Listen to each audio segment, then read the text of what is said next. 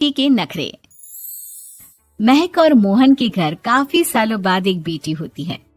वो उसे देखकर काफी खुश रहते। उस बच्ची की छोटी सी छोटी चीजों का ख्याल रखते। अरे महक बेटा, चाहे लड़का हो या लड़की, इतनी आजादी नहीं देते, बच्चा बिगड़ जाता है। आपको पता ही क्या है सासू माँ, चुप रहिए। हम दोनों कमाते ही क्यों हैं? इन बच्चों के लिए ना। देखिए तो कैसे प्यारे प्यारे पैरों से चल रही है, कितनी प्यारी लग रही है। अब मैं क्या इसके पैर काट कर बेड पर बिठा दूं इसे? अरे मैंने ऐसा तो नहीं कहा। मेरे कहने का मतलब ये था कि बस करो ना माँ, क्या सारा दिन टोका चाकी करती रहती हो। अरे करने दो ना जो कर रही है। दोनों मियाँ बीवी अपने अपने काम में लग जाते हैं और सास मंदिर चली जाती है, लेकिन बेटी सौम्या घर में तेल का डिब्बा लेकर फैला देती है। घर को तो मैं पराठे की तरह सेक दूंगी।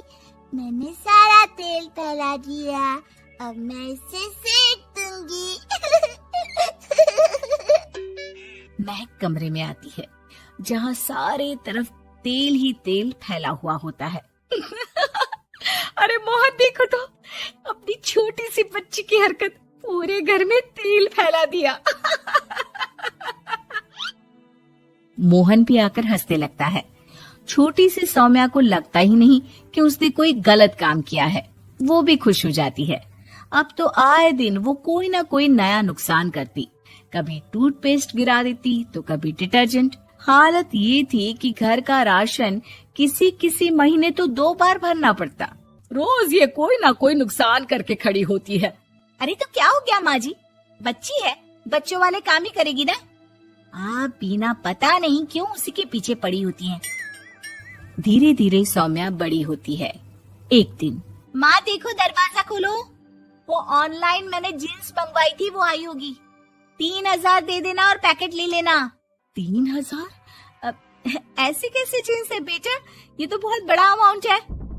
माँ फालतू बात थोड़ा कम ही किया करो और जल्दी जाओ, वरना समझ लो खाना नहीं खाऊंगी मैं आज सारा दिन।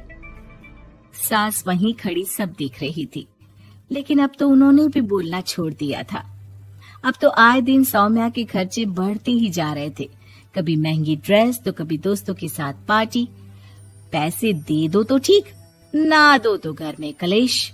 ये सब तुम्हारे ही कारण हुआ है। देख रही हो कैसी हरकतें हो रही है इसकी। रात के 8 बज गए हैं, लेकिन महारानी जी घर पर है ही नहीं। तभी सौम्या पड़ोस के लड़की के साथ वहाँ आती है। ओके बाय रोहन, कल फिर मिलेंगे, लव यू।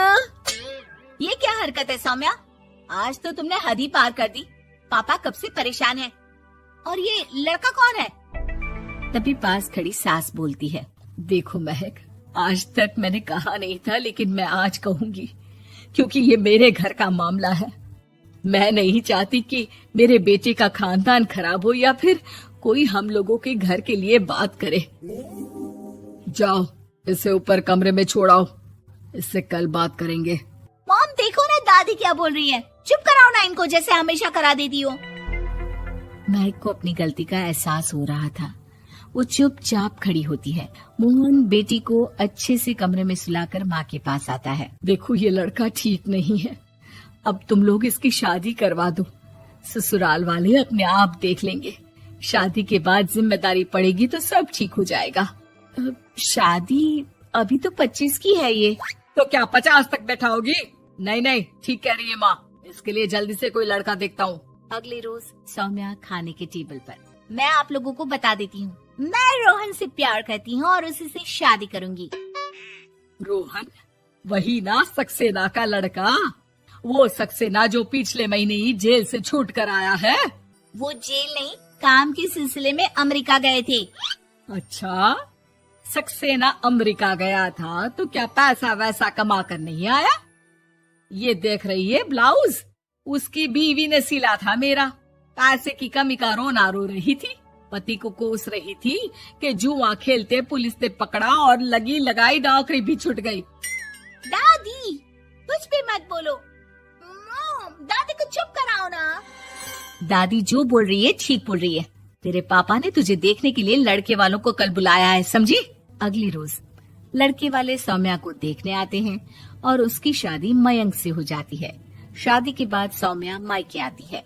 वाह माँ, कितनी अच्छी शादी कराई है आप लोगों ने मेरी। लेकिन मुझे कुछ दिन और यहाँ रहना है। अरे बेटी, ये तेरा ही तो घर है, जितनी मर्जी रह। और क्या, दामाद जी कैसे हैं? अरे वो मयंक नहीं आया, कल शादी, आज तो अकेले, सब ठीक तो है ना? महक एक बार फिर सास पर चढ़ बैठती है। अब बस करिए ना माँ जी, अब तो ज्यादा ही हो रहा है। माना आपकी कुछ बातें मैंने नहीं मानी, लेकिन अब ये मेरी बेटी मायके आई है तो क्या उसका मतलब यही कि वो लड़कर आई है? हाँ पीना। सौम्या दादी की तरफ देखकर मुस्कुरा देती है, जैसे उन्हें चिढ़ा रही हो। दादी, मैं लड़का नहीं बल्कि ये बता कर आई हूँ कि मुझे कुछ दिनों के लिए यहीं रहना है, माँ के पास। मेरा मन धीरे धीरे ही तो ससुराल में लगेगा। अब अगर आप बोलती हैं तो चली जाती हूँ मैं। अरे नहीं नहीं बेटी, ये मतलब नहीं था तेरे दादी के बोलने का। सौम्या कमरे में चली जाती है और अगले ही पल जींस टॉप पहनकर बाहर आती है। माँ, मैं ना अपनी सहेली के घर जा रही हूँ, आने में देर हो जाएगी, खाना मैं वहीं खा लूंगी। सौम्या सहेली के घर चली जाती है। अरे सौम्या ससुराल से आई है, कहीं दिखाई नहीं दे रही। वो सहेली के घर गई है, काफी दिनों बाद बच्ची का मन कर गया होगा। महक, रहने दे अब, इतना हल्के में ना ले। लड़की अब किसी और की अमानत है, घर में इतनी देर से आएगी तो लोग क्या कहेंगे। और होता भी ऐसा ही है। दरवाजे में पुलिस आती है जिसके साथ सौम्या होती है। ये आपकी बेटी है?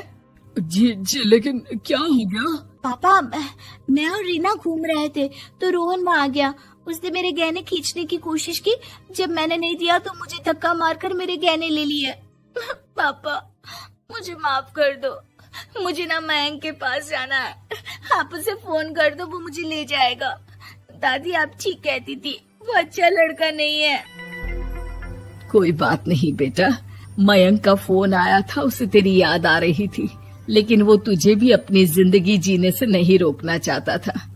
मैं उसे बोल दूंगी कि वो कल तुझे लेने आ जाए। अगले दिन। चलो सौम्या, मैंने आज रात की फिल्म की टिकट और 5 स्टार होटल में खाने के लिए टेबल बुक कर दी है। फिर क्या, सौम्या खुशी खुशी अपने ससुराल चली जाती है और महक को बड़ों के सीख की कीमत का पता चल जाता है।